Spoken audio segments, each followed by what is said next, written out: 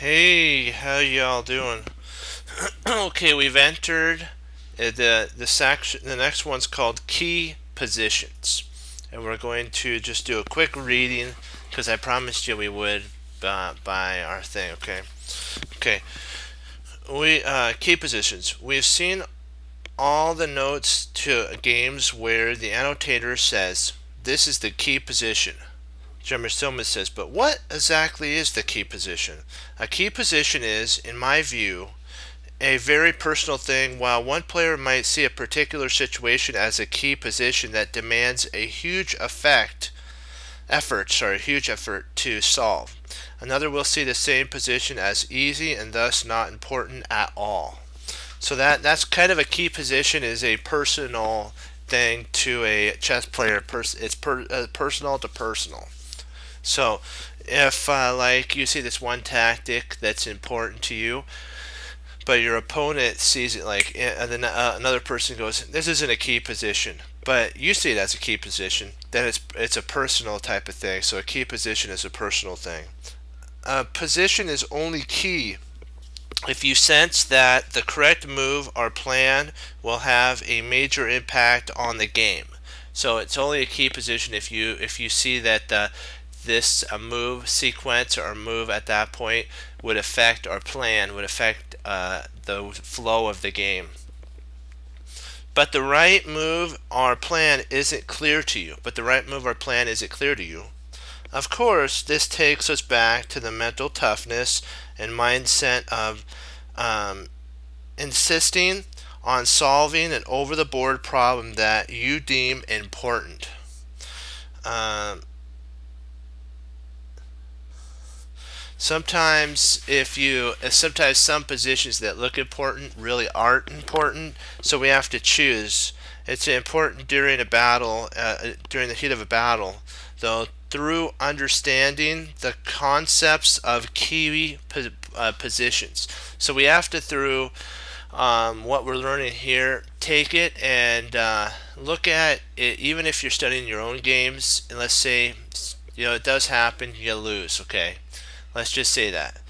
And I know it's hard when you lose, but you have to go back over your games. You got to find the key times when it's very, very, very important to that you should have either attacked, defended, but you did something and you didn't recognize that was the key turning point in the game. And that'll help you. A lot of coaches say to go over grandmaster games. I think that's true, but I also believe that going over your own games, wins or losses, are very important as well because it's more personal to the player. And how I learn from my victories is what I'll do is I'll turn the board around and I'll play as my opponent, and I'll see where the key position it was for me, and then I'll see where the key position that my opponent missed for them, and then I learn that way as well. So you could do it that way too. Okay. Okay, do it right. Okay. Okay. Key positions can be used when brought up in various books or by other players who are trying to define a position in the same way. So basically, through the understanding and concepts of key positions can be useful when it's brought up in various books or by other players who are trying to define a position in some way. Typical examples of this situation that could easily be labeled as keys are a sharp slash tactical position that must be solved or you will be basically trounced, as I like to say, or defeated and losing a piece or an exchange. A position you feel should be winning or at least have an advantage. That proves but providing that feeling seems far from easy, but proving that feeling seems far from easy. That's kind of what a key position is. If your gut tells you that there's something very nice looming in the winds on the board, in the shadows, take time and find it if you think it's there. A quiet position that's in need of a plan, or at least a series of logical moves that address the imbalance. That's also one.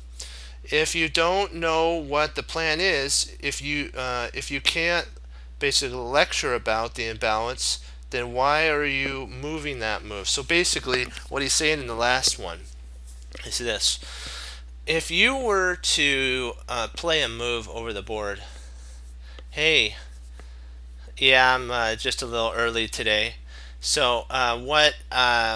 If you're playing a move over the board and you can't, given, let's say your coach walks up to you and they're able to stop the game and ask you this question. Of course, the other opponent can't hear you, so they're in one. They have the earmuffs on, no hearing, and your coach asks you, "Why did you move that move?" If you can't give a reason for it, like my teacher told me, at least 2 or 3 different things that move does. Like in the position, maybe it defends a piece, it attacks a pawn, or maybe it sets up for a potential mate in 3.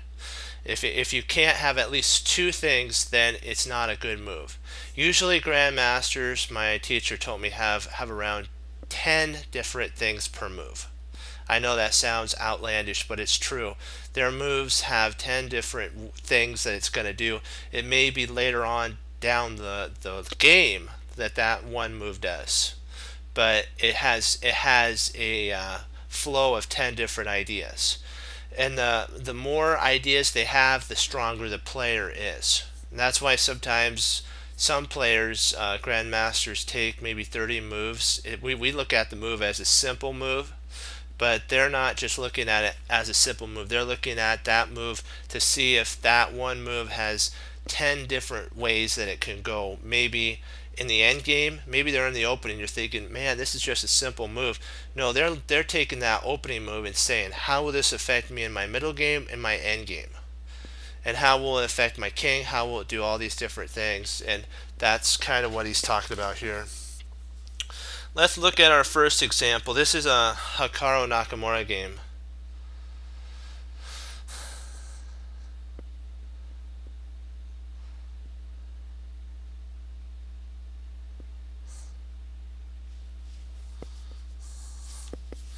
Okay. Okay, let's get this one set up.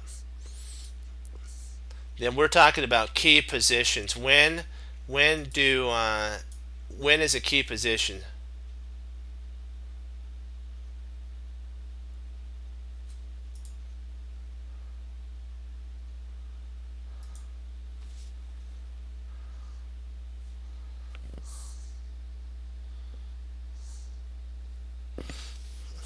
I get a drink, then we'll get this set up. Thank you for your patience. I didn't want to get a frog in the throat that I usually get. Then I have to sometimes cough and it interferes with the stream.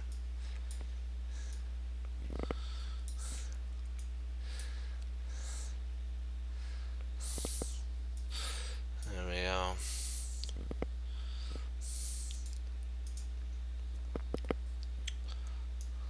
This Hikaru is actually white in this position. And surprisingly, I did go over this game. It was really an interesting one. He sets up this beautiful double exclam move, and I'm thinking, wow, that is deep. It looks very, for some players, some level of players, it would be like right in your face, but for others, it's just a masterpiece.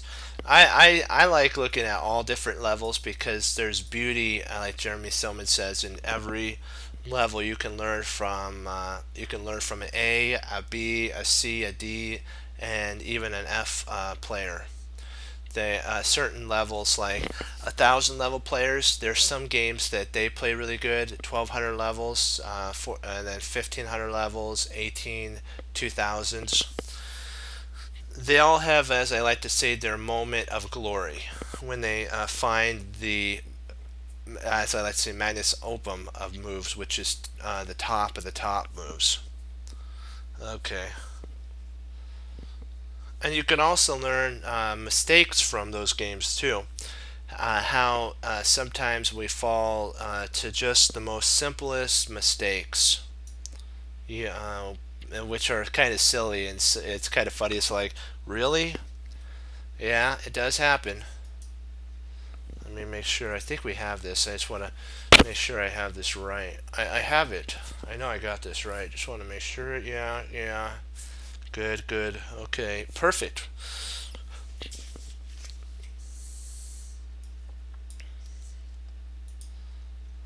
He has Hikaru has an account on ICC Chess, and it's this, but we'll put in parentheses.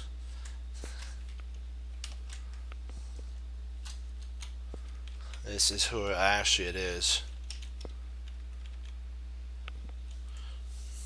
That's why I'm saying you can't judge a name, because some of those players that have those names are actually really high level players. So never judge a username.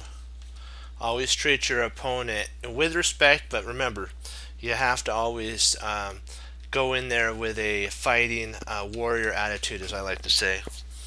That we have to go for the knockout, the KO. Let me make sure here. Yes, perfect, perfect, perfect. White to move, perfect. We're 100% on this one. Nice.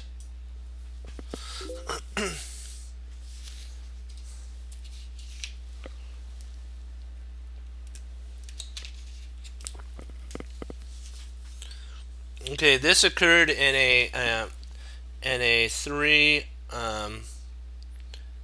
move blitz game. Basically, Hikaru is white, and Hikaru won 3 times already. Here we have an extremely sharp position where white has 2 bishops versus 2 knights. So this is a really, really big imbalance if you want to think about it.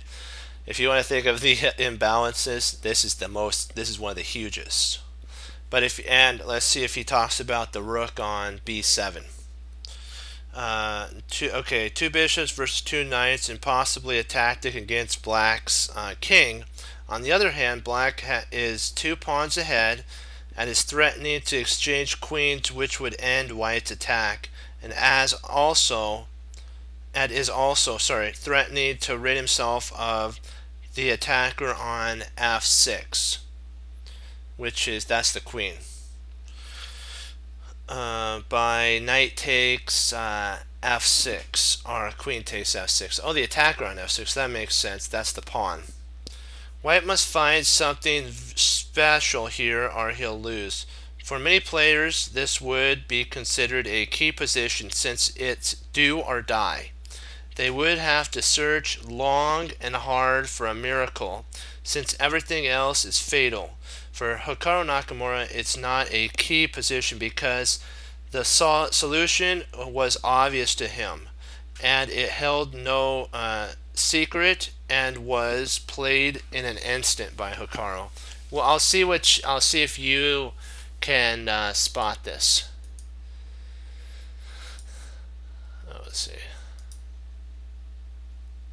I'll give you a chat. It's white to move, and it's a double exclam. See if you can spot this. Yeah, white to move, double exclam. Correct. It's a sweet combination. You're gonna love it.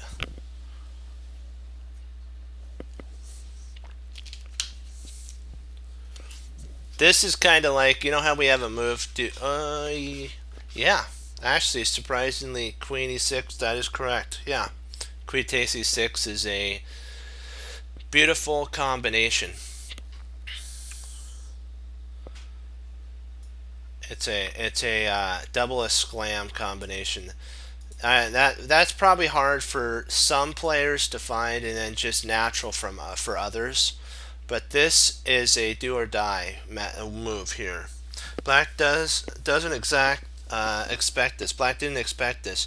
Now the tables have completely turned on Hikaru's opponent, finding themselves in his key position. Very few players would be able to easily absorb this basically nuisance of a position. You got it. Unfortunately, he had no time, and with his final seconds ticking away, he found a defense. He must find a defense or lose. The actual game, he failed to put up any resistance and quickly got mated. He played this move here, knight c2 d6. That's actually a double question mark blunder, but you can't blame him. He got down probably into seconds. I'll show you what would happen if you took here. You would get basically destroyed after this move. I think it is. And then if you played here, that's checkmate. So you can't take the queen. This queen is poison. And so after the knight here, he's saying that queen e8, no, e7, knight takes this was actually played, and then queen f8 was made at that point. Also unstoppable is this move too. Let me see here.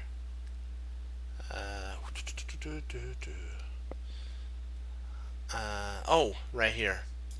If queen takes f, queen takes c, queen a1 check, king h2, knight d6, attacking. Queen takes c5. So basically, Hikaru's going to win all the pawns back. Takes there. Bishop takes knight. Queen d4. And then queen c2. And why you're up 2 bishops. I'm sure even in this position this would be winning, but why do that? You're the one pushing the attack, and everything's going your way. So this is still winning. When the 2 bishops and the 2 mighty bishops and the weak dark squares around the king leave the second player with unable to deal with the attack. In a game with long time control, black would sit and look for the hidden way. It might not be there. So black would just sit back at this point here, try to find. Might not be there, but then you would almost certainly lose. So since you have no choices basically here, tell yourself there is a defense and spare no time or effort in unearthing it. So you have to spare no effort in unearthing it. So what you have to do is, I think what he's saying here is, you have to say to yourself, there is a way to defend this, and then you have to be efficient with how you're going to deal with the situation at hand. In a game, okay, let me see here. Okay, let me see. As it turns out, black has one way and one way only for salvation.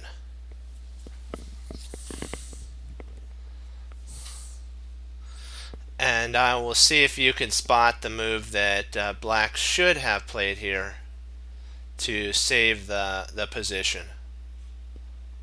I'll give you a second for this is black to move now. There's only one move. I'll give you a chance to take a look at it, because this is very important. This is a critical move here.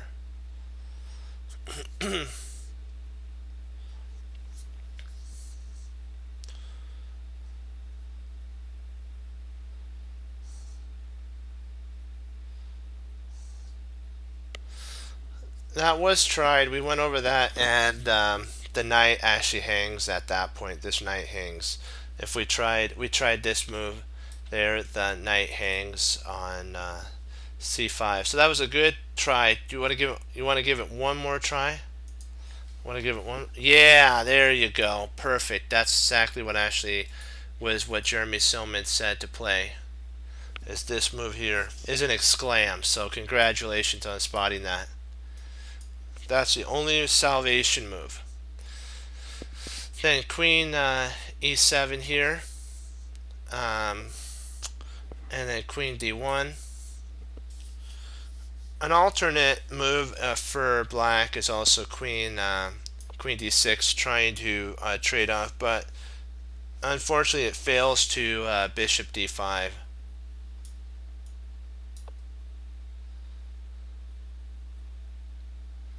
It fails to d5, and then queen takes,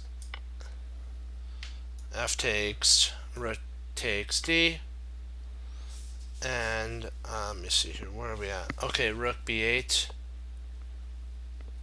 f6, rook takes, king f7, and then rook d8,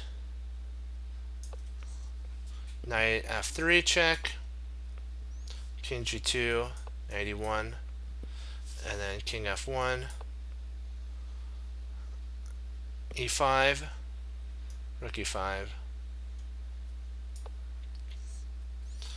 e turns to queen, rook takes, king takes, and then king takes.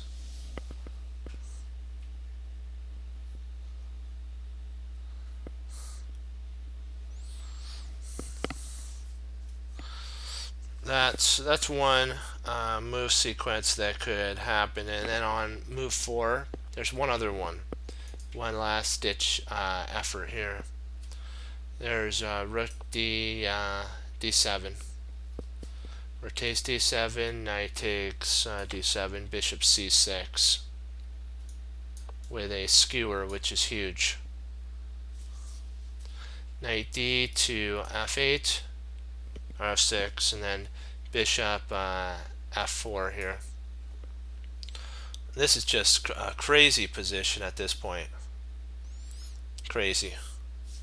Is a glim for white. The two bishops and the monster passive pawn will soon overwhelm black. So black will eventually, potentially, Josh Waitzkin said that knights very similar in this position here, like this, are actually very unflexible. And so what Hikaru most likely would play is, after the bishop moves, he would play g4 and then g5 and try to dislodge the knights, one of the knights, and he'd go after the f6, and then the other knight would fall. So it's kind of one of those things, and probably at this point the only way to handle it would be knight g7, and then you actually have potentially g4. I was thinking g4 is an interesting move. I was also looking at bishop e5, which at this point you can actually pick up a piece. I think that's more straightforward of a win.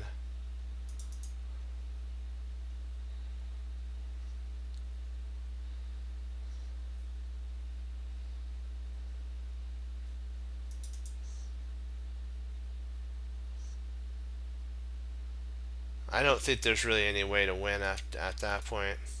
Queen d1, bishop f1, king g2 is actually a serious blunder here, because I'm thinking it has to do with something with knight. Oops, it has to do with something with knight to g4. Oops, I have to put that knight g4, and that that's a perpetual, I believe. So knight g, darn it, come on, g4, and then if king, let's say king here, knight takes,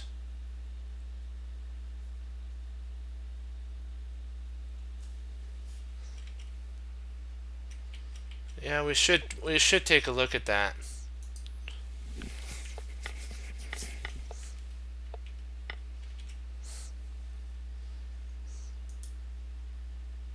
Nope. Let's see here. Okay, after this here.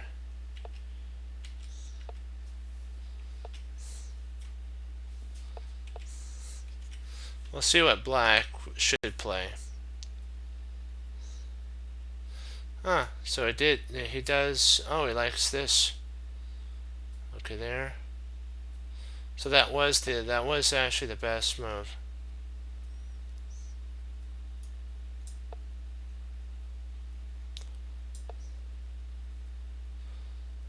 King moves, but I think this doesn't this actually this is a better move, I think.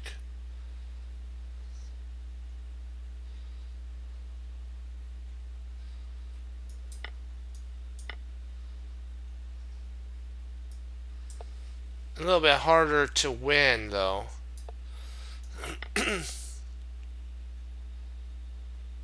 I like this move, and then it stops this pawn and that pawn. So the only way to go, and then you have to come up the board. So you're still winning, and why not go up a piece? I understand the idea that black is actually totally paralyzed here. Black can't do anything. The king's paralyzed, the knights are paralyzed. Whatever they play is going to be game, set, match. So why not just develop the king, right? Then check.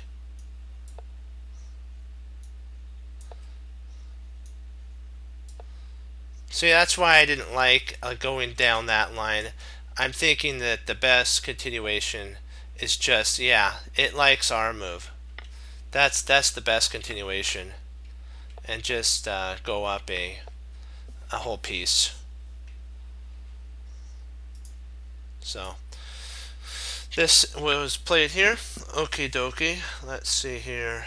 Knight to f3 exclam. So we're doing better. We're seeing the engine moves, and that's really good. He's saying also possible is this move here, d6, bishop, queen d6. After rook takes a, then c4, queen takes, knight takes, and then bishop f4.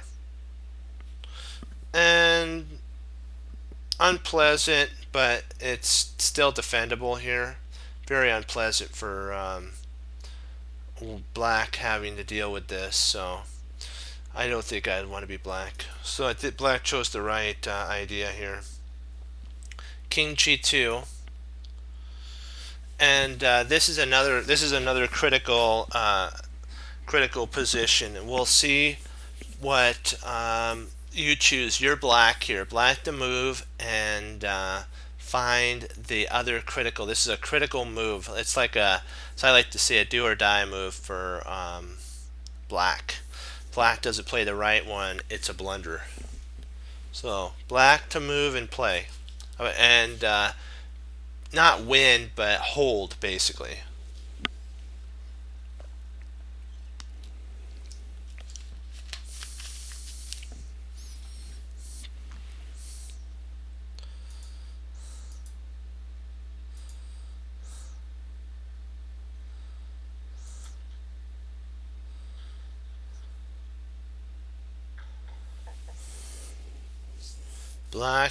Black to move and hold, and it's an exclam.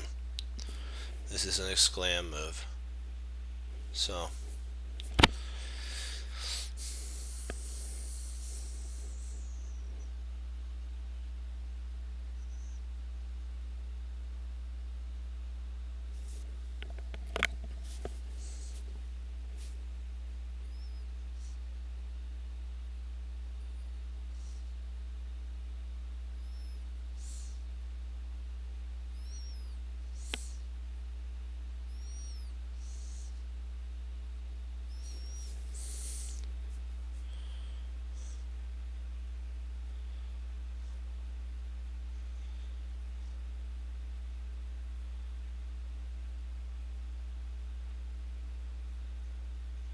do you have a move that you're thinking about?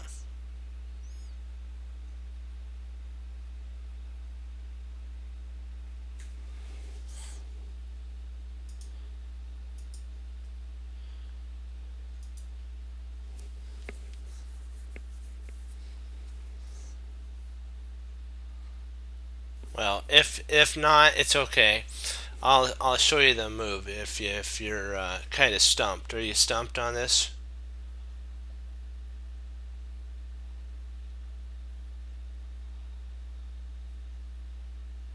Okay, the actual move in this, and congrats if you spotted this, was actually knight takes h4 exclam. This was a very important move. The only move that actually holds the position, knight e1, if you were thinking that, it's the only problem is it allows the king to escape. Then king h3, and the game is over at this point. Because remember, your white is one move away from starting a mating threat.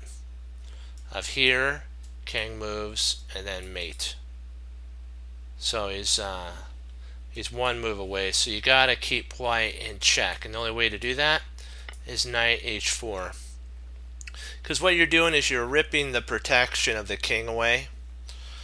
And g takes h4. And at this point, black draws by perpetual with queen to g4. This was the only way to save the game. Because, and I'll show you the perpetual here. You have to be really careful at this point.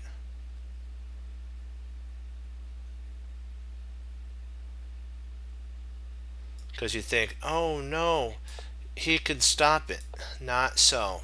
Because then you have this perpetual, and if he comes up, you actually have this perpetual. He can come up. Now white has to be careful that white doesn't get checkmated. And there you go. There would be checkmate. So the king actually can't come up the board. The king has to go back. Otherwise the king would get mated. And then if queen here and the bishop blocks, then you just go back into this type of maneuver here, and then the blocks, and you get perpetual. There's tons of different perpetual ways. There's one more. There's another one that we're going to be looking at, and this is the second one. So we'll get on to that one, and we'll get this one set up. This one is with John Nunn. It's he's black. So let's get this one put in there, and we'll get this party started again.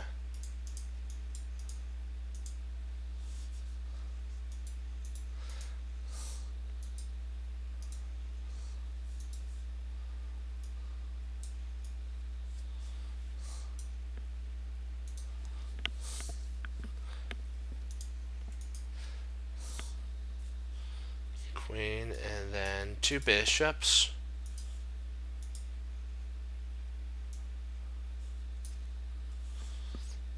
A knight, and then a bishop, and then a king. Well, white's in serious trouble here.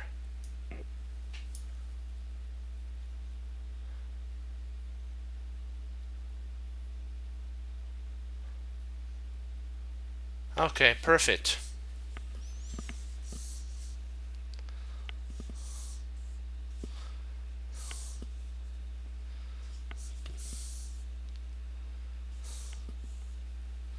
Okay, it's black to move here.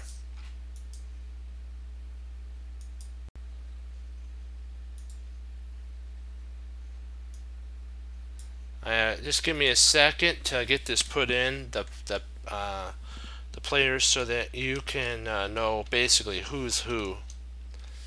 That's always nice, huh?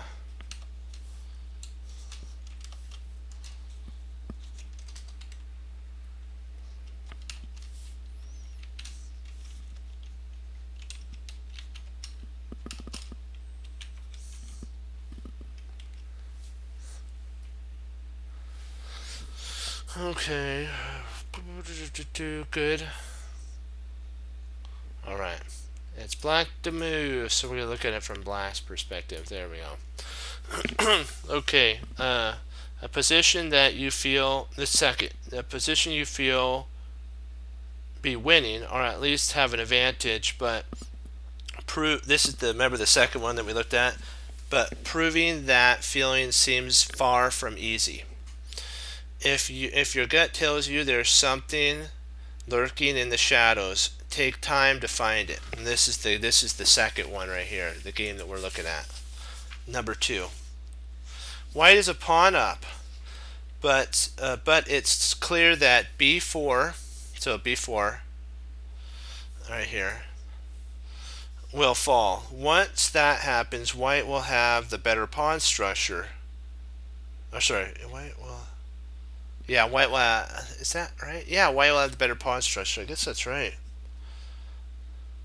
But black will enjoy a safer king, 2 bishops, and thanks to his lead in development, a bothersome initiative, basically, for white.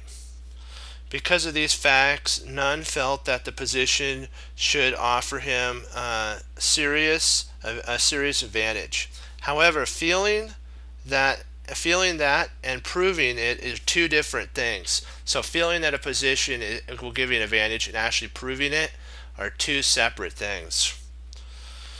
For example, Grandmaster Niall Davies gave the following line for black. Black could play bishop to f5 here. This is Niall Davies' line. Rook b3, rotates b4, rotates b4, rotates b4, bishop takes d5, rook b1 check, king g5, or not g5, g2, bishop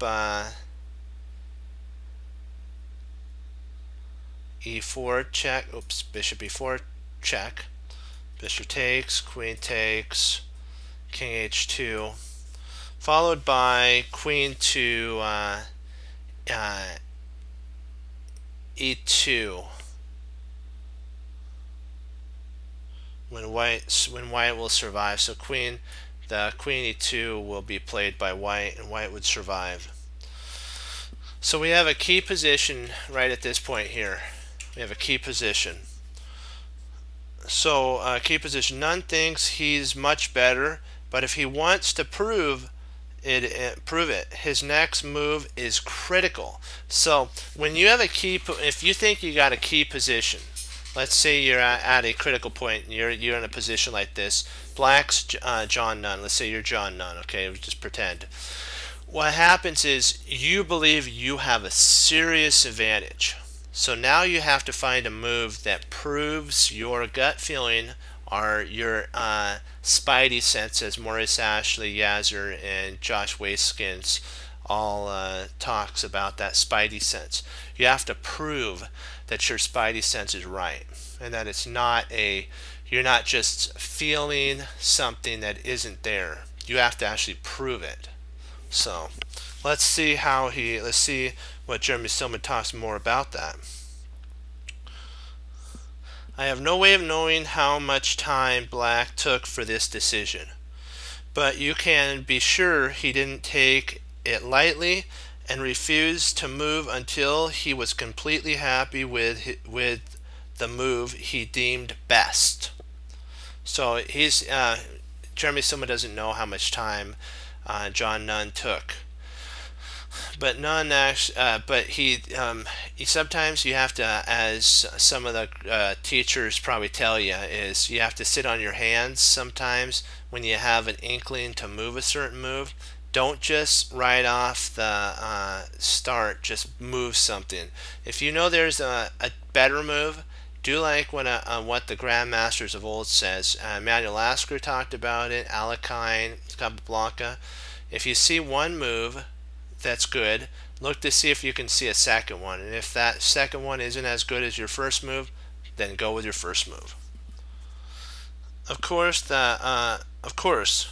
all that effect doesn't guarantee success, and something you'll find that your position wasn't as good as you hoped. Sometimes you'll find that out, while other times you'll simply fail to find the right idea. Nevertheless, building this kind of "I must find it" habit will serve you well in vast majority of situations. So if you get to a key position, and I'm going to even underline that, I like that saying. Hold on, give me a second here. I must find it. You have to get that mentality when you get to a critical point. Hold on, let me get a drink of water.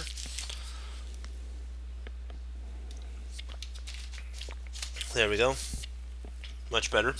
Okay, you have to get that mentality of finding. I must find it, and that has to be a habit.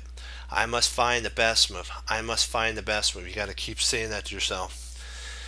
John Nunn actually played c5, which is an interesting move. This was his move here, so this was an interesting continuation. Not your everyday moves. So this might have been a bit of a shock for White. It's like a big time shock. Not probably like a shock that would send your your opponent wouldn't be falling off their chairs, a shock, but it'd be like not a natural move, let's just say. Black gets rid of his long-term pawn weakness on c7, also opens the position for his dark squared bishop. All very logical and creative. But this also leaves d5 weak, and that gives a big part in White's defensive hopes later on in the game. Perhaps it would have been better to have retained as much tension as possible by c6 at this point might have been a better idea, making sure the d-pawn won't even be a problem. Then bishop f3 would be in play. Bishop f5, because you got to keep your advantage on the board, otherwise your advantage would slip away from you. Bishop, rook b2, rook takes, and then king g2 at this point. Rook c4, exclam. So this would probably have been a better continuation for Nunn. Knight c3 or c2, rook c2 is going after the queen, queen d1. So black is in full defensive mode at this point. Bishop h6, and then rook f1 to cover the pawn here. King h7, king h1. So, okay, then what could happen if you were thinking rook guards the knight, this is a double question mark blunder. This would actually lose on the spot with bishop takes e3 exclam.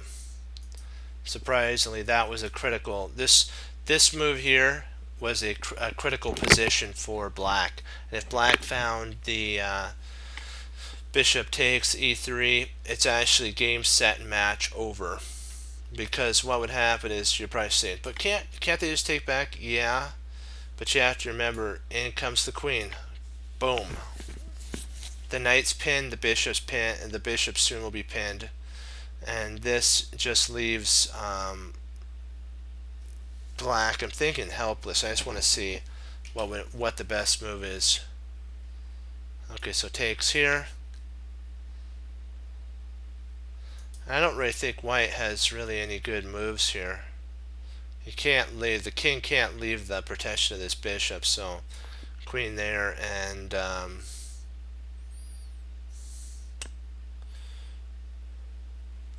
kind of a little stumped here. Yeah, I was wondering about that, really, huh? Well, then if bishop takes, then you have rook takes here. Rook takes, queen takes, king comes up, and then alright, then you could take there or play pawn. I'm thinking that queen takes. Nope. I like pawn takes. I'm gonna see what the computer says is best. Oops, sorry. Computer says best. Yeah, pawn takes. If you take here, you lose some advantage because you really can't take this pawn. So that's why this isn't even a critical decision. Do you take here? or do you take here? And this actually allots you more winning chances, because this d4 pawn isn't going anywhere. It's going to be staying there for a long time. You can get some cheapo checks in and potentially have like king g2, and then at this point you can check here, and if the king comes up you can just push, and if here you can actually come in with the queen. You got to be careful of some cheapo checks there, and you could try to get this going, but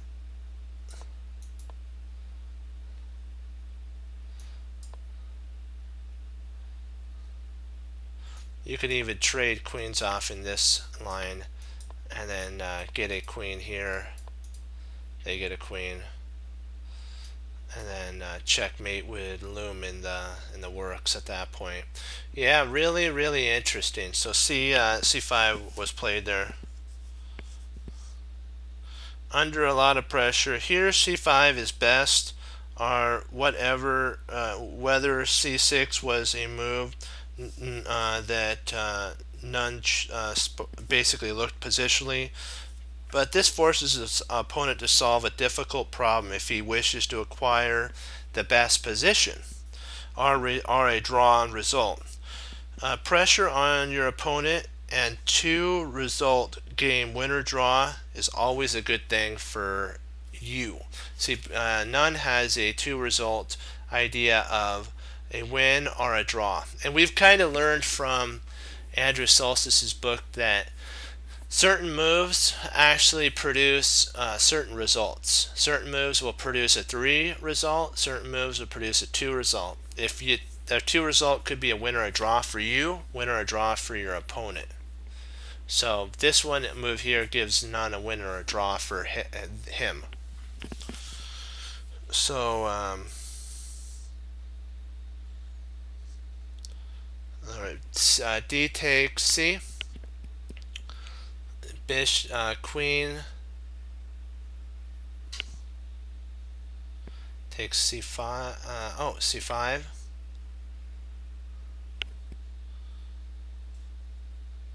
Bishop f3. I know what you're thinking. You're looking at, why doesn't this work? Because this actually will lose mate on it. You'll actually get checkmated here. Rook takes queen. E1, rook takes, king takes, rook, let's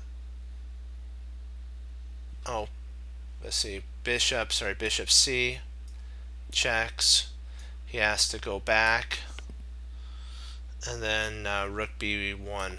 All the pieces are coordinated with mate. So the bishop actually has to come here. That was a sweet little tactical idea by none. Rook takes the b4 pawn.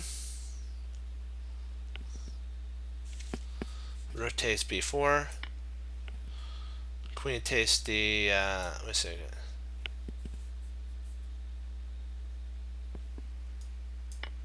Queen takes d5. There goes the d pawn. Now white is a pawn up, but his pieces are still hemmed in, and his king is insecure. So it's not over. Rook b1, king g2, queen c1, and then king h2. This was a blunder, a mistake, not a blunder, but a mistake.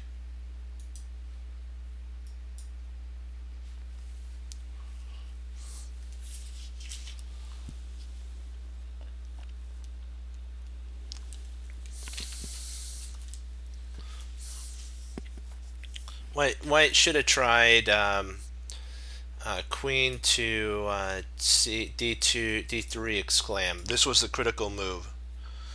When bishop to f5, e4, pawn e4, bishop e6,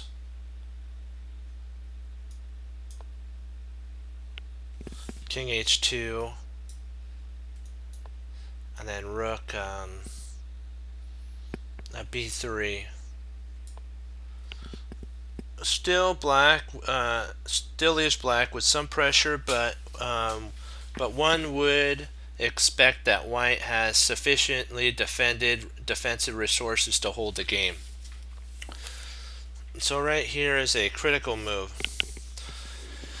This again is vital. So queen to f1 now is really, really, really huge, because you're threatening two things. Black is threatening if the knight is to move. If this knight moves, that's mate. He's also threatening f2, and this is really interesting. The bishop can't even take, because what you can do is take pawn takes bishop, and then now you're threatening mate. You're threatening two mates.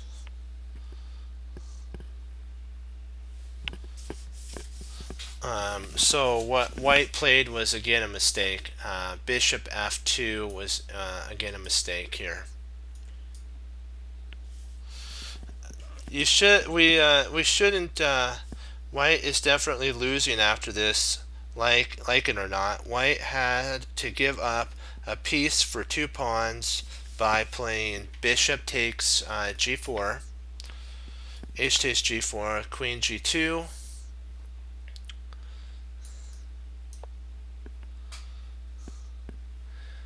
queen a6, knight h3, h takes, king takes, and then hang on for the rest of the game. After this, you have to hang on. It's like a roller coaster ride gone wrong, as I like to say. Rook, queen f6, or not gone wrong, but a roller coaster ride, I should say that, because those are always fun. So knight h3. No better is queen to e4. So there's nothing better, even queen e4. Rook c1, and it's still, there's nothing much better. Queen f4. Where's queen f4? What am I missing?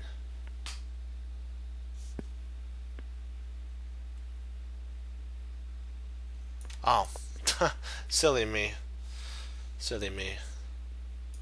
Queen b7, or b2. Knight f3. Rook c2. Now this bishop's under fire. Rook g1. Black's in full defense, and then bishop to e5.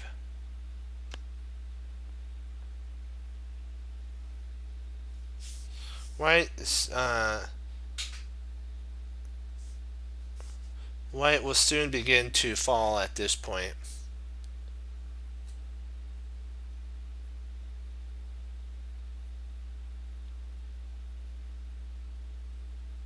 Let's see, is that right?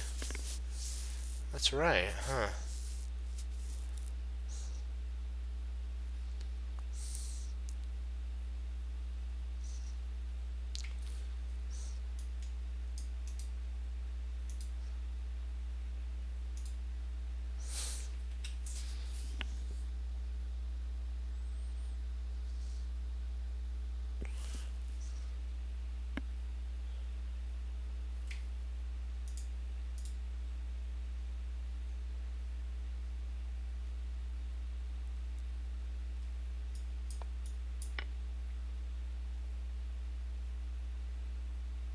Yeah, I think that was a mistake of a calculation. Yeah, that didn't look right. Maybe did I miss moving the knight? No, knight f3. Oh, then I did miss. I apologize. It wasn't rook g. It was knight to e1. My mistake there. Rook e2. Rook g1. And now e5. This makes more sense now. Because if the knight were on f3, then yeah, that makes more sense. So knight to h3. Rook takes check. King takes. Then the bishop takes on h3. Bishop takes h3, and then queen takes g3, and white resigned here. This could also be a playable move too, which is queen takes on move 10 would still might be even more accurate, but who argues with something that makes your opponent resign in a couple moves? So let's see how we're doing here. Perfect. I think we'll stop because there's a third one, and it's a pretty long one. Well, let me see. Nah, we'll continue on. We're almost done with this, and then we can go into yeah. Let's do one more, because then we'd be starting another chapter, I believe. So let's do one more. I'm game if you're up for it. I know you're up for it always.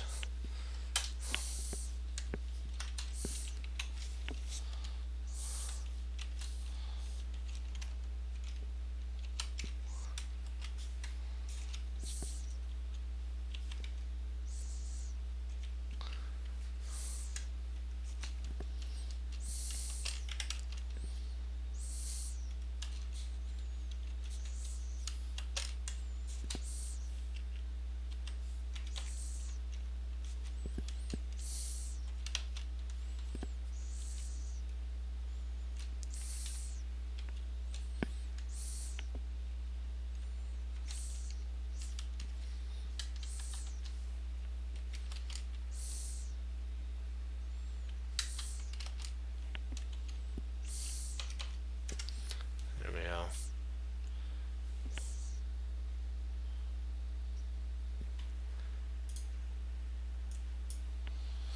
Oops, we gotta make it so that we look at it from white's perspective. Give me 1 second.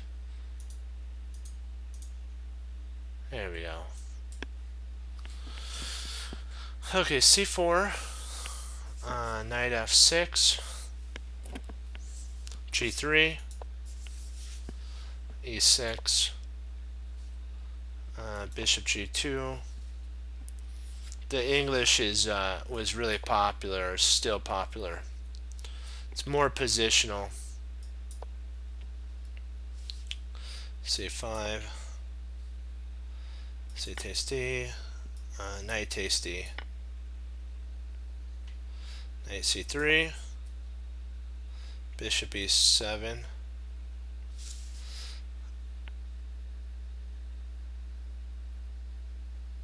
hold on. Oh man, I did it wrong. I apologize.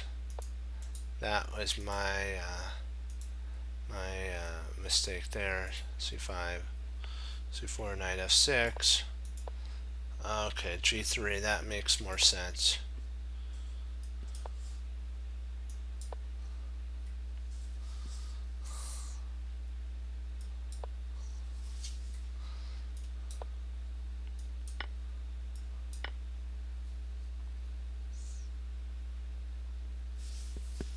Knight c3, then castles, and now there we go.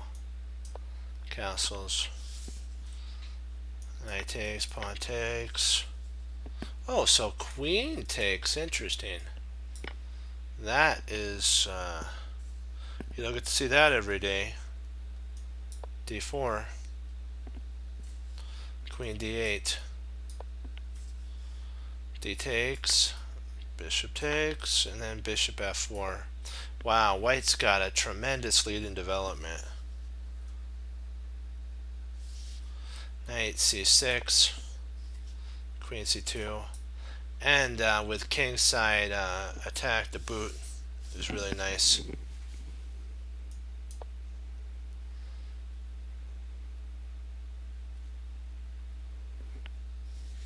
Rook fd1, that attacks the queen.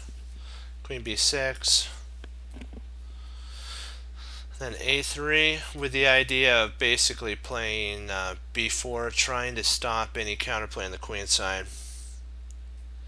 f6. Ooh, that's kind of hard. White has an absolute wonderful position here. She is ahead in development. Her pieces are active, and black's queen is vulnerable to an attack. There's no winning tactics, so white needs to take a long think and find a plan that takes maximum advantage of the positional imbalance that were just mentioned. For the player's name is Pam. Pam, this is indeed a key position, but a titled player probably won't consider it to be very challenging. In the actual game, Pam, who's white, played e4. I tended to label this kind of error as just a missed move. He calls it a missed move because it's good. It's a good move, but not the best move. So you have to, when you're ahead in development like this, don't just make a move. You know what I mean? Don't just for the sake of it make a move. Think, I'm ahead in development. How can I take advantage? There's no tactic, and you can look at the position and say, the queen's on the other side of the world, as I like to call it, on the queen side, where black is left bare to the world. There's no defenders. He's defending g7 by himself and h7. Yes, there's a bishop on e7, but it's really not effective because of the move f6. And e6, the e6 pawn is pretty vulnerable. The bishop on c8 does look at that pawn. So sometimes you have to just take a second and say, is there any sacrificial move sequences that I can possibly play here? And you may be able to. And then if there isn't, you have to say, okay, which piece is not to their optimum performance. And then we can see it's the rooks aren't optimized. So probably a better move sequence would have probably been for Pam to have played rook d2 and then rook a d1 and then maximize the power over the d file, and that would allow for some sort of moves. It might not be the best, but it would be at least better than e4. I know that sounds like what? My choice depends on which terms we have the greatest effect on a particular student. Some demands a straightforward approach, while others need a gentle hand. And in recent chess literature, some authors have refused to choose these lack of let's see, others have refused to.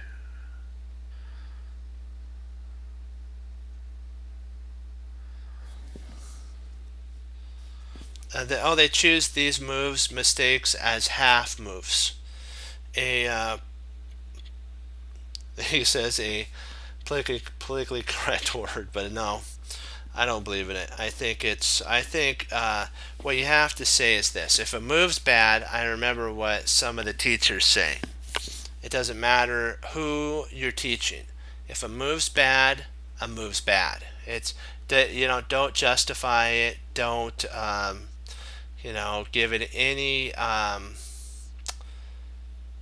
soft pedaling it, as I like to say. You want your student, if your student made a bad move, doesn't matter who it is or what age bracket or anything, if your student made a bad move, you gotta of course be kind. I understand. Don't be rude, mean or anything, but you have to explain to them. If you want them to get better, you have to say, yes, this move is a mistake, and then you explain to them why it's a mistake. You know what I mean? And I know you some of the some of your students might get sad, as I like to say, the boo face, which is the cry face. I know you'll probably have, if, for some young prodigies that'll be coming up, they probably would feel bad, but you have to be honest with them if you want them to improve. But you know what? Comfort them during that times. You know, there's times when that happens. But remember, you're not helping them by not telling them the truth. And I know there's many ways of doing it. There's more gentle ways of doing it, but you should never soft pedal if it's a bad move. Just always be honest with your students. It's just the best policy I found.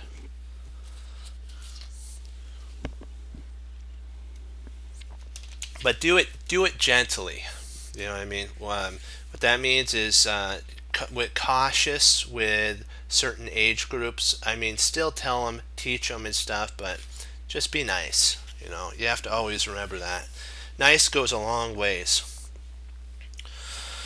Okay, let me see. All right. He says that you have to. He also agrees with me, Jeremy Silman, that when you're dealing with the next generation of players, you got to be gentle, but you got to explain to them gently that it's not a good move. So he's agreeing with me in that. Okay, okay. Why he's asking why is e5 not the best move? Pam knew she had a great position, but she didn't take enough time to get deep into it. So when she played e4, she rushed that move.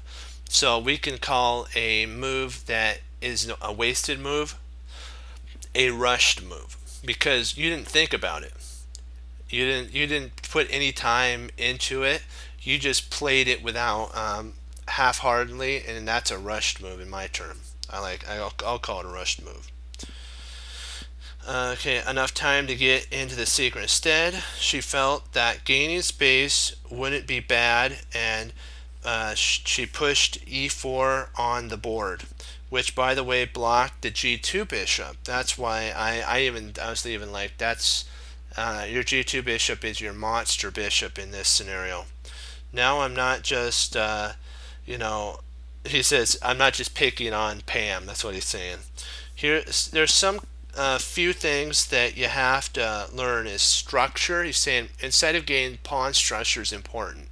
Like, I know he's thinking that she's thinking that the pawn here would on e4 would basically guard these 2 points and allow potentially for some sort of counterplay with e5, which would kind of cause some king cramping on the king side. But you never really want to ever really block this bishop because your bishop is so powerful. This also blocks the queen. I understand her move type of play, but this could easily be parried with potentially e5, which would then kick the bishop, block this bishop, block that bishop. The queen's blocked. You have to always look at the drawbacks to moves. Okay. It's important to for players of every level to play the best moves and make sure that they just don't throw out moves. Be that as it may, you can do a lot towards lowering the inaccuracies of moves in your own games by catching yourself during key positions or any time you don't know what to do. So what you do here is what Jeremy Silman says. If you don't know what to do, let me see here. I gotta make sure I have this right. All right, perfect. I wanted to mark it with so I had it. Okay, if you don't know what to do, stop. My teacher even told me that at certain points in his game, he would move around. He would sometimes just walk, maybe even go to the restroom, kind of put water on his face. If he started getting I call it the cloudy brain. What that means is your brain just for some reason just won't, hone in to the frequency of finding the best move. You gotta get up. You have to do something. One time, Josh Waitzkin said that there was a move that he could have seen that he could have beat this one opponent that really irritated him.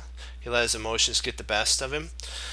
But what happened is if he would have just stopped, he said he did it jokingly. He says if he would have had basically ice water that was just kind of maybe dumped on him, that was just a little bit of a humorous joke that he says it would have brought him back to the position. So that not literally, but mentally that to have happened. See, you can't always take stuff literally. Sometimes it's the mental coming back to the clarity that's as important as it's not just getting up and walking around. You're separating yourself for a moment from that point, and then what it does is it's kind of like a restart button on some of the games that you get to start over type of games. Those are the kind of moments that you need a restart. And demand the best position you can, and demand the best effort you can possibly give it. Then, if you fail to find a good move to handle the position, you can still say to yourself, I did the best. If you did the best, you did the best.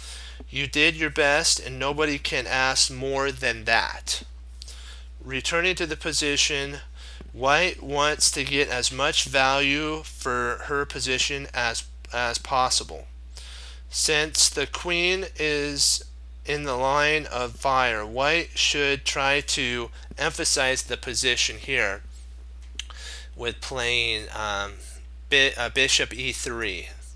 This move here would really have put the question to the queen. The queen doesn't have a happy place to move to. There's three move sequences that could be played for the queen. One is c7, one is a6, and one is a5. Sorry, I had a5 first, but you get the point. I had them a little bit mixed up, so I'll actually delete this one, and then I'll go back and I'll make sure I have them in order for you. So knight d5, d4 is an exclam move. Jeremy Silman talked about that. This centralizes, unleashes the bishop power, making immediate use of the pin along the c file. This is just a monster of an attack. A monster.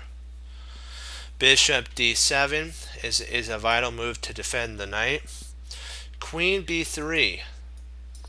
Now, this is huge, because next you're going to be playing rook a c1. You have bishop takes e6 with an attack on the king. This is a monster move. Queen b3. Doesn't get an exclam, but it's still huge. Queen b6. Queen takes, a takes. Now you fractured the queen side, so these b6 and b7 will be vulnerable for a long time. Now knight to f5. This is a ginormous move too. Very, very strong. So if takes here, you play rook takes. You've done a tremendous amount of damage to the pawn structure of black. This is a mess. This is a mess, and the whole position is collapsing. The knight, if the knight falls, the bishop falls. So this is like, oh boy, boy, boy. You're going to have to basically retreat the bishop back, because you can't play. Well, I guess you could potentially play. Which rook would you want to play? Probably this rook here, and because you wouldn't want to play like something like this, because bishop takes, and that actually drops the whole piece. So you can't do that. That'd be a mistake. You'd have to play something like this, and but then you got to check, and this is just not working out so well for your position. Yeah, just a monster of an attack. Hey, how you doing? and then now you just grab another pawn and it's like, whoa. Or you could just grab this and now you're threatening. I'm thinking the other one's better. Rook takes. It's just a ginormous. Then you'd have to jump in there, and now another pawn falls off the board, and the position is just collapsing all around. And so, one second, I have to get a drink, and then.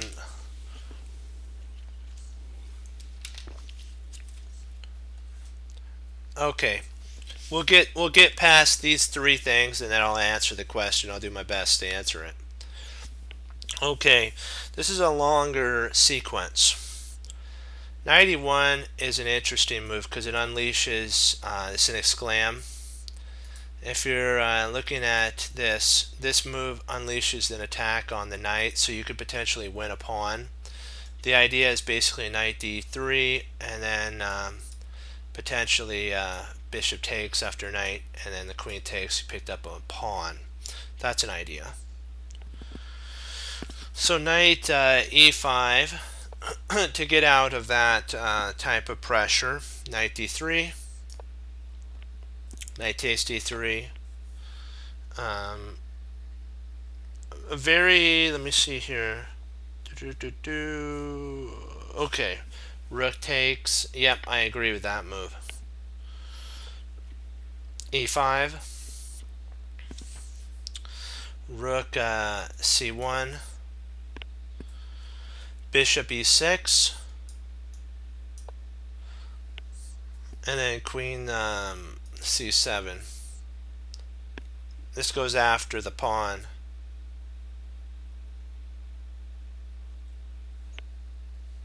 And white wins material in this scenario here, because if the rook comes over to guard, the bishop can actually come in with a ginormous attack there. So a5, queen a5 here, knight d4, knight takes d4, bishop takes, actually rook takes d4. We don't want to block our bishop. We want to be able to try to double. e5 to attack. Queen c4 check. King h8, and then rook d5. This is like, wow. That embarrasses the queen to the T.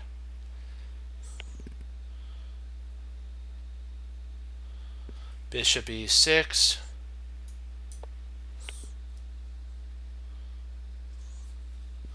Rook takes, a5. Bishop takes c. Bishop takes pawn. Rook a, b8. Rook takes a, a7, and bishop takes e2, rook a4. And the queen pawns will win the game. Notice how all these lines kept black under pressure and just totally tried to keep embarrassing the queen the entire time, or basically attacking it. And also allowed white to take full use of the C and D file.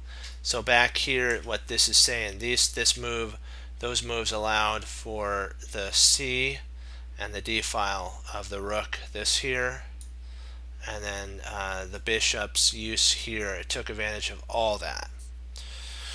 Okay, before we before we continue into the next game, I have a question from one of our viewers, Play OK. So Play OK, what is the question? I just had to get this done here.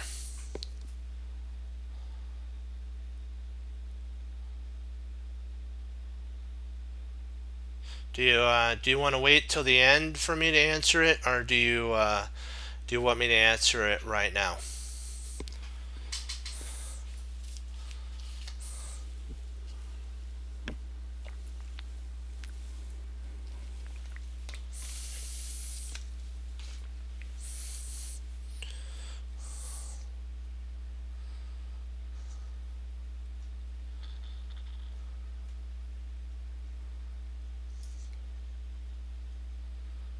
Sorry about that. Okay, perfect. Then we'll continue onward. Okay, e4, which is a mistake here. E5 is what we just talked about. Bishop e3, queen c7, rook a c1, bishop e6, h3, which again is another mistake here. Another white's advantage is more or less lost here. The better of the moves would have been bishop f1, Jeremy Silva says, which would allow the trade on c4, because now that this bishop's diagonal is blocked by the e4 pawn, like from Andrew Solstice's book and some of the prior lessons further back, like a month or so ago,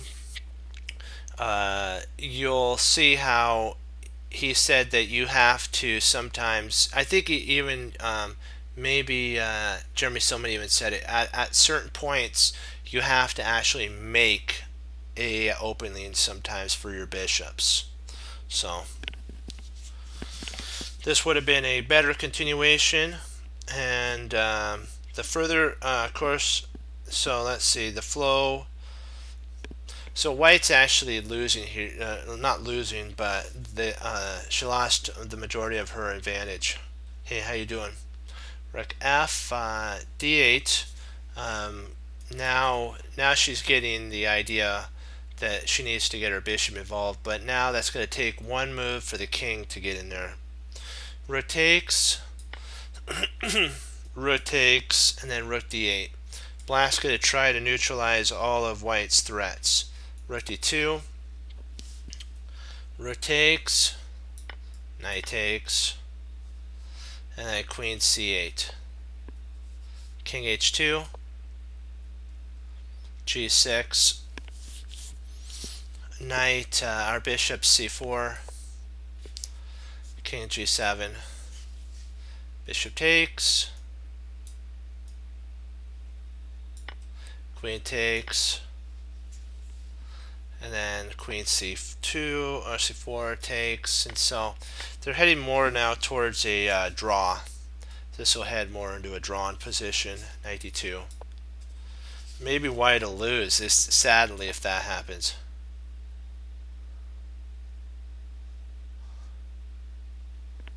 Oh, Italian, we don't really do the Italian opening here, so I'm not really proficient in that one. King f1. She is following the principle though of activating the king, so that is good. Bishop d6, king d3, so h5, bishop b6, to try to undermine this pawn. f5, knight f3, king f6, rook e1, f4, trying to, she's trying to basically head for a draw. g5, hold on, oh, knight f3, and then g5, g4, h takes g4, h takes g4, bishop e7, rook g1, king e6, knight e2, b4, a4, king d6. I'm not liking white's position at all now. King c4. I'm very concerned for white. Bishop d8. Bishop takes, knight takes, knight c1, knight c6, knight b3, f3. Wait a second.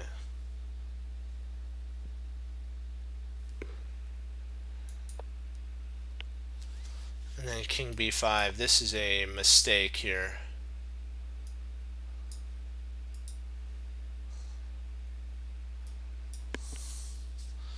Both d3 allows actually both the king d3. We'll answer that just a second. King d3 followed by queen e3, and king takes our knight c5. So like if the knight tried something, well, that would be a bad move. That'd actually be losing.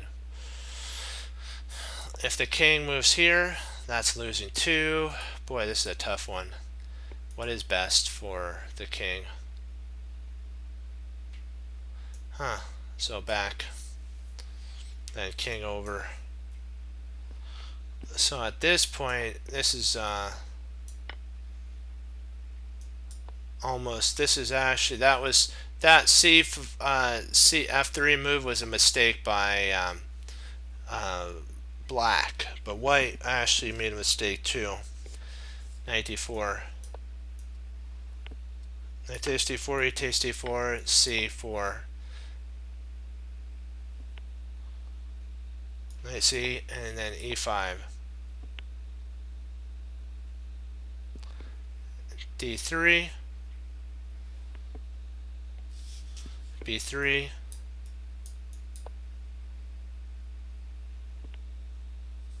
king c4, takes d3, a3, and then c2, and it's over. It all came down to a tempo.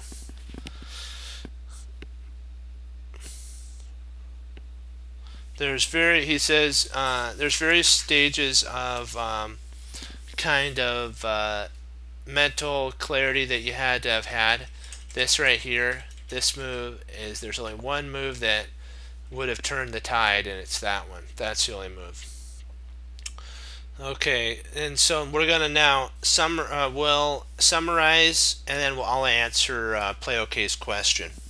In summary, the ability to say to your opponent, your threat doesn't bother me, and seek the best move in your own position is a huge mental hardness that you got to have. You gain a huge dividend by creating, I will do what I want no matter what my opponent's trying to push on me. I will go full bore no matter what.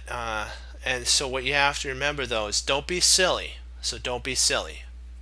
What that means is don't if you know that your opponent's threatening mate in like 4, don't just walk into it and say I'm a Chess Cruncher TV told me to just do my own move and then get made. No, I didn't say that. I said and Jeremy Silman also, I'm quoting from Jeremy Silman, he's saying be smart on those moves. Know when to be able to stop your opponent and know when to force your own will on the position. Your opponent will send you a sub line like, you have to do what I want, to command you. He's going to try to challenge your mental state and like attacking a pawn or doing something that looks like, oh no, it's threatening my position, I'm in deep trouble. And just calm down, regain your clarity of mind, and then find the best move. The word initiative, while few really understand, I use the term as macho chess. That's what he says. Pushing your own will and basically saying that move, if it doesn't cause checkmate, of course, doesn't hurt me, I will find the best move. I will always find a way. I must and I will do the best move no matter what my opponent throws at me. And even inside of mate and twos, maybe you can find a salvation move.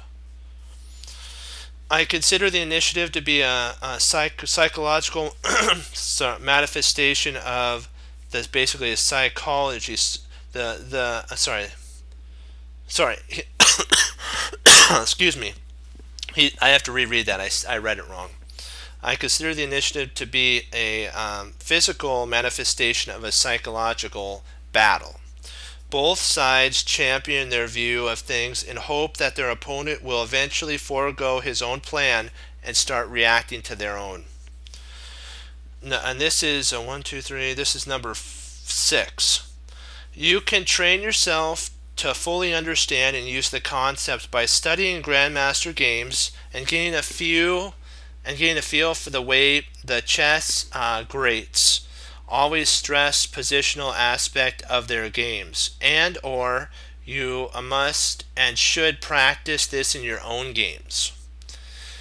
Tournament or blitz. Make sure that every game you play is a live lesson in positional cures that'll cure the I have to, and you have to say that move doesn't bother me. I will make a good move. Okay, let me see. I must find the best move. I will make full use of the positional imbalances in my position. I will do what I want to, and other moves that my opponent throw at me, I will not let bother me. Yes, I will go sometimes horribly wrong from time to time, but that's how you learn. When you get I'd say it, sometimes we make mistakes and get trounced. That's not a good feeling. But you need to go over those games. You have to dust off and wipe off the boo-boos or the owies, and get up and try it again. And that's sometimes hard for most players to do. Some would actually rather give up than to learn from their mistakes. And I know Team Chess Cruncher doesn't do that though. A key position, in my view, a very personal thing. While one player might see a particular situation as a key position that demands a huge effect to be solved, huge effort to solve, another will see the same position as easy and thus not important at all. A position is only key if you sense that the correct move or plan will have a majority impact on your game, but the right move or plan isn't clear to you at the present moment. The terms that we use sometimes for moves that aren't well thought out is, he calls them lazy moves or soft moves, and sometimes they're called half moves. All describe a move that doesn't do as much as it should, and all right, perfect. Now I'll answer it. And that was the end. So don't make any lazy moves, which are not thought out moves, or don't make any soft moves, which aren't thought out moves, and don't make half moves, which will secede a lot of your advantage. Always find the best one. Okay, let's see this on what Play OK says.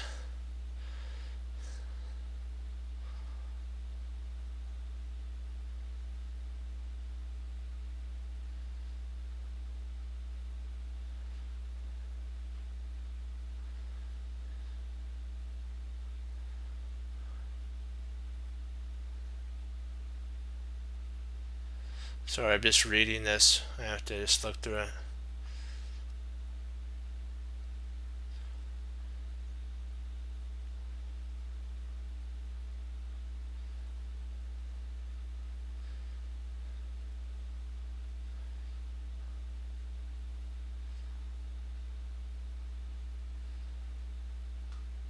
I don't understand this. Let me see if I can pull up another board here.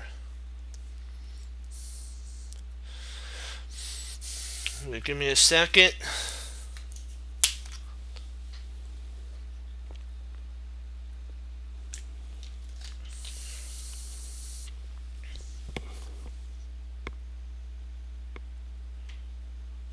Okay, let me see if I can't set up a board edit really quick. Hold on.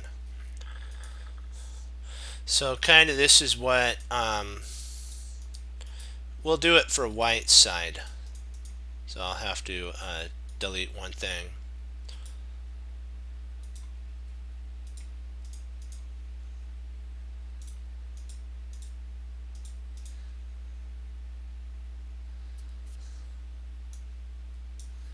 Let me see here if this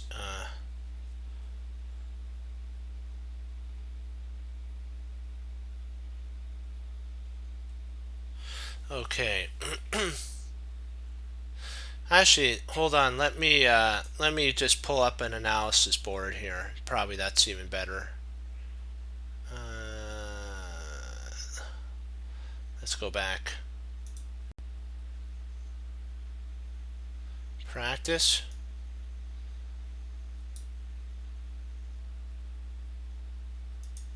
Oh, there we go. Okay, here we go. We'll do a a French defense type of position here. We'll do an advanced variation.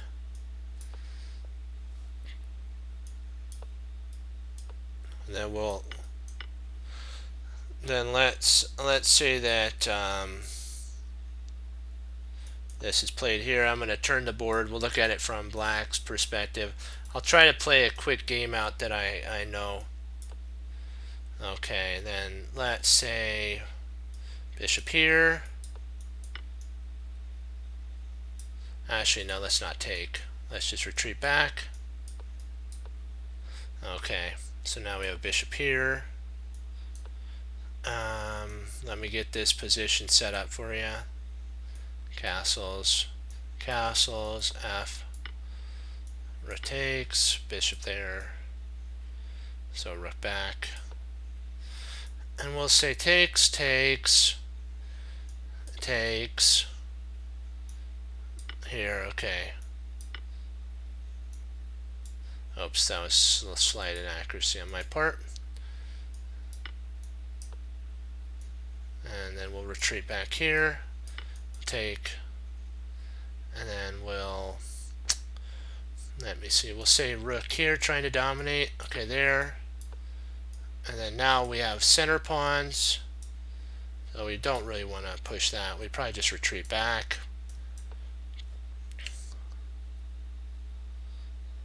And then what? And then up the board. Just trying to do an example for you. Let's see here.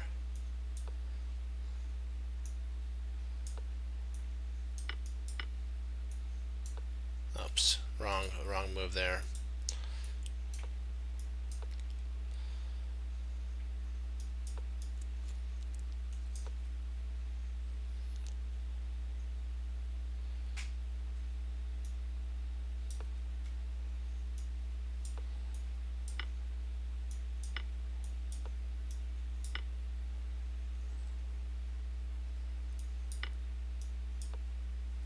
Oops, we don't want that.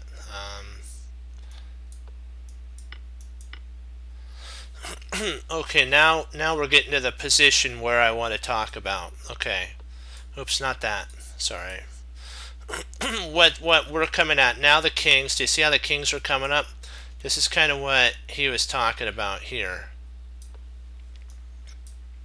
And probably at this point you're going to want to play that. And then this allows the king. So the active king is very important weapon. That you could, in theory, there was a game that Niall Short played where he walked his king up and in and mated. So this is an example of where white loses all of their center pawns. This is kind of the best example I can give you. Is this is where white loses all their pawns, and then the kings get involved, and the king did get involved in the middle game. I'm not exactly sure how to answer all that, but this is a really good example of how active the kings could be. And also there's another type of setup. If there's a majority on one side, the king has to be pulled over to that side. So I'm not sure how. Let me see the strategy of two side. Well, the majority pawns on The side not occupied by one's own king is a very important weapon in the middle game. Such a majority can be advanced rapidly without any danger to one's own king. The defending side must then strive to launch a kingside attack with the object of delaying the advance of the queenside majority by indicating or else reducing the game to an endgame before the said majority has yet to advance the pawns. So yeah, this would be a good example. Like if somehow these pawns were connected and then they were able to get going, this would be and continue. It will be possible for the king side majority to also advance quickly without danger, thus enabling that to happen. So this is an example here. I'll pull up one more, and then I'm going to set up the pawn structure in pieces, kind of to what I'm thinking. I don't want to do studies. Get out of there, board editor. Let me try to get some. And I'll do really quick. Then I got a log for the night. Let me see here. If this is kind of what's going to be happening. Let's say a bishop here. There's pawns here. Just trying to figure out a little bit. And let's just say pawns here. And then we're going to get a bishop here. We'll have a king there, king here. We'll just have a rook here and a rook. We'll have a rook here, rook here. Here we go. Now it's white. It's white to move. So we'll do board editor. Okay, now this is still a middle game. We haven't entered that end game yet. So in theory, white could play b3. The king could also come over. This king could then advance the kingside pawns. And let's say that the rooks trade off now. Actually, rather than push the pawn, let's just say the king moves over. I like that better. And then now let's say takes, and let's say the pawn gets pushed here. The king can now advance safely with the majority potentially with an attack, so the kings will come in, and white will basically try to get their majority going. And then the knight will move in. The king would potentially come over, takes, and now the king would be drawn up to where now the king could be centralized. This is kind of what I believe Nunn is talking about, but Nunn is really tactical and positional player, so I can't be 100%, but this is kind of the position that I would say. And then white would be able to slowly infiltrate in, and let's just say that this were to happen. Knight takes, bishop takes, and now we're going to say that they try to get their pawns going. We're going to try to get the pawns going here, here, and then now your king can come over. This is kind of the idea that you have to be constantly looking at this type of an attack here, and then the king would have to retreat back, and you can actually in theory bring your king in now, and after this would happen, the king has to come over and then stop this, and then this is what would happen. And even if the king got in behind the pawns, there's no way to stop this, and then a queen. I believe that I'm trying to answer it the best that I can. This is kind of the best situation where the king at this point, I'll show you. We'll get back here. How these pieces and this allowed the king to enter in via all these takes. So I'm not sure if I answered the question. I hope I did. Did that answer your question, Play okay?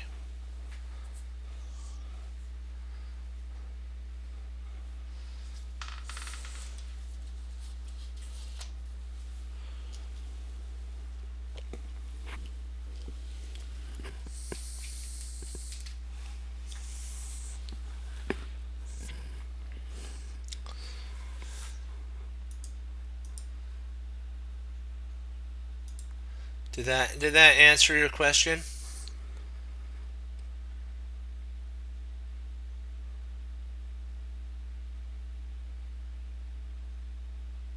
I don't really know how to really answer that. That's kind of really deep, so I am sorry if I didn't answer it.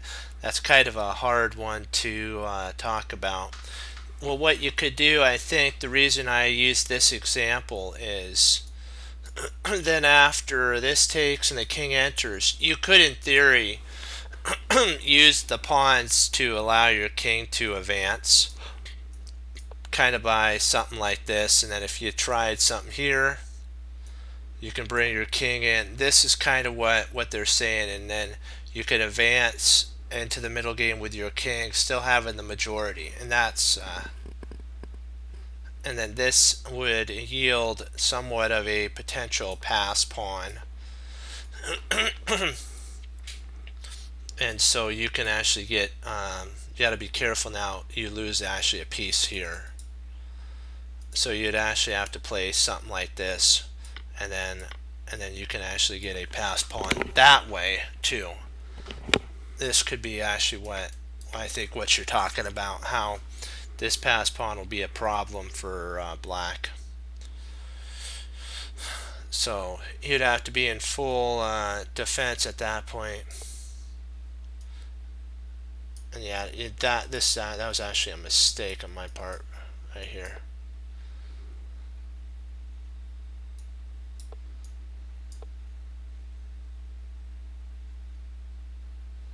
And this is actually, surprisingly,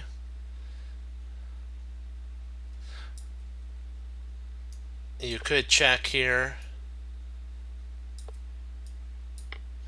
and you'd have to be careful of this. A nice little tactic. That'd be nice. And then you do trap the knight, but you can actually use this pawn to get the knight out if you wanted to. You could actually use this pawn to get the knight out, and then you actually win because your knight's free at that point. So that's kind of the best I can do for you. I hope that helps. Okay.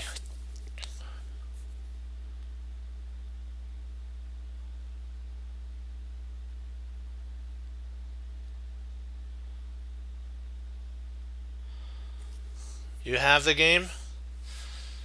Let's see. How much time do we have? Do you have the game? I can go over it really quickly, but if you could post that game.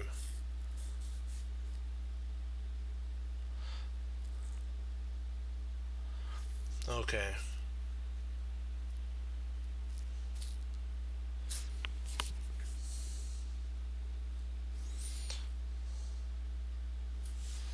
I'll see. Hold on. I'll see if I can acquire that game. Just hold on, team.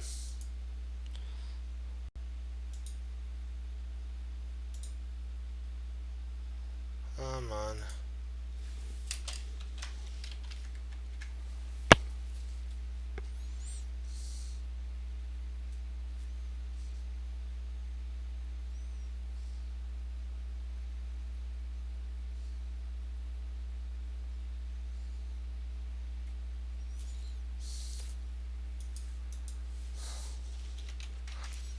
Give me a second. I have to put this on AFK.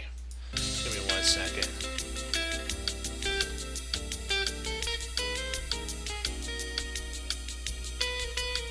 There we go. Okay. Well, I'm back. I got it.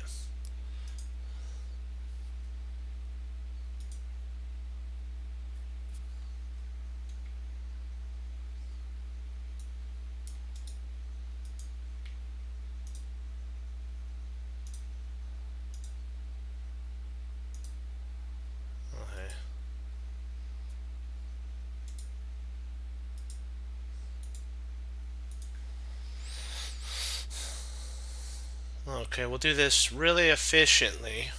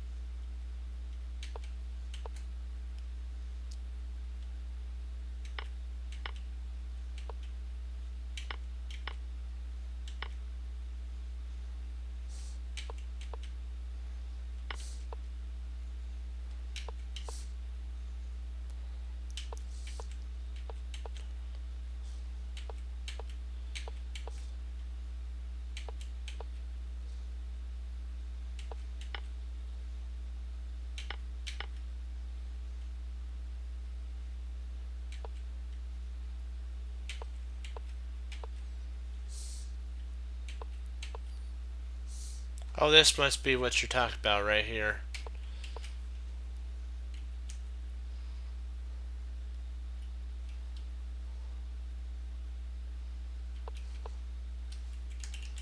Now you're thinking, why didn't he probably take here, right?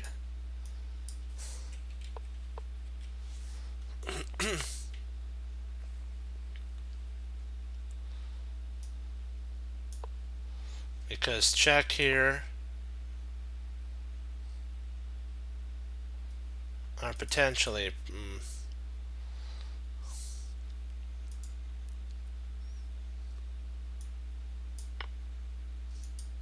That's also strong taking there.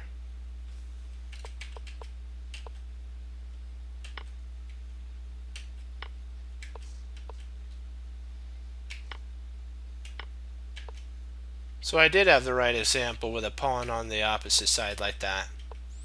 So I was going down the right move order type of situation. And this must be what?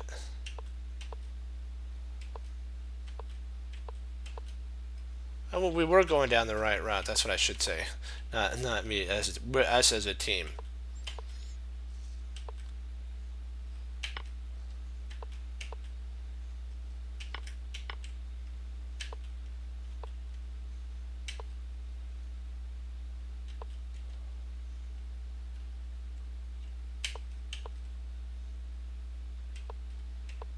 This is kind of the example.